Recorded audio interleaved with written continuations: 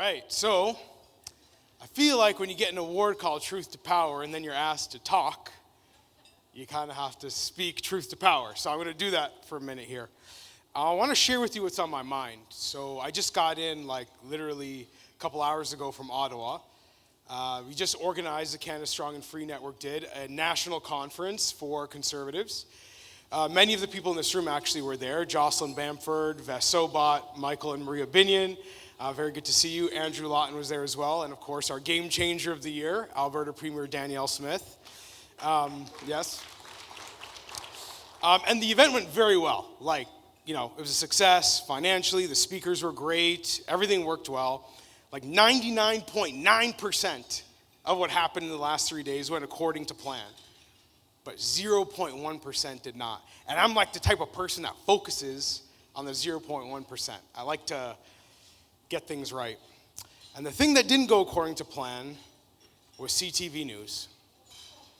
So CTV News, just to give you some context, we accredited over 70 members of the Canadian news media, okay?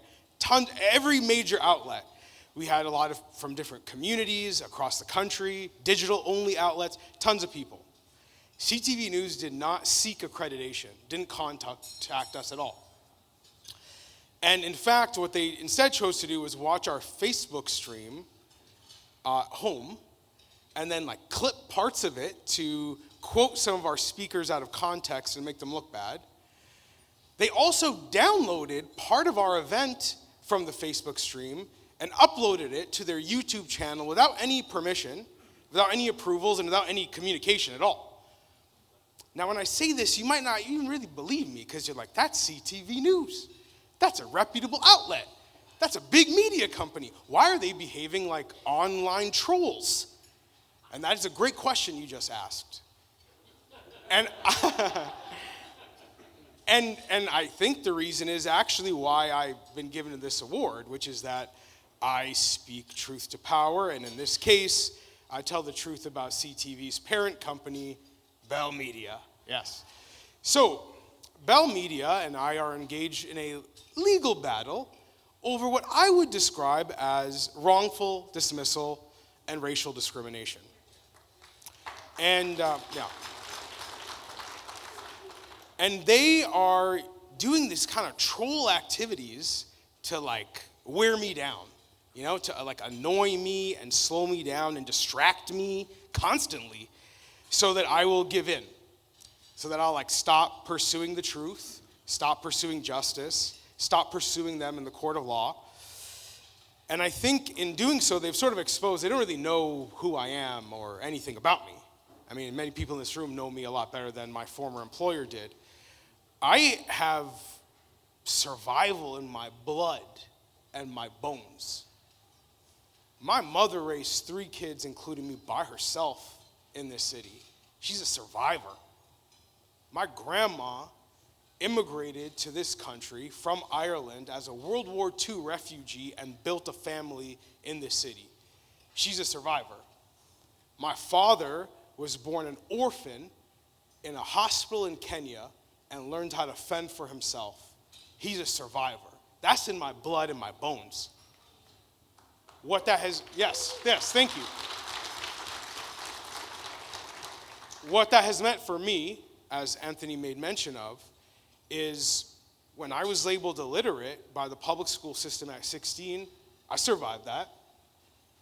When I was diagnosed with stage 4 non-Hodgkin's lymphoma at the age of 30, I survived that. During the pandemic, my marriage broke down. We got divorced, and I fell into deep depression. And I'm standing here because I survived that too.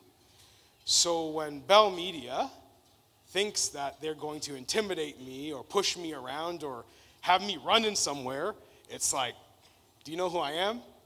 It's not going to work at all. And that is a message that I've been trying to get clear to them, but I don't think they've really heard me, apparently, since they've taken to trolling me over the last few days. I suppose what I would say is, in terms of why I'm so grateful for this award, when you're in a situation like this, and I'm sure many of you can relate, you need fuel in the tank. You need to keep going. You need to reason to be encouraged and to believe that fighting and pushing and trying and striving and moving, that it's all worth it. And this is what the award represents to me. I appreciate you all standing by my side through this. I appreciate you having my back. And in accepting the award, I vow to do the same for you one day. That if you should need a friend, if you need someone to stand by you and have your back, I'm your guy. So thank you very much. Appreciate it.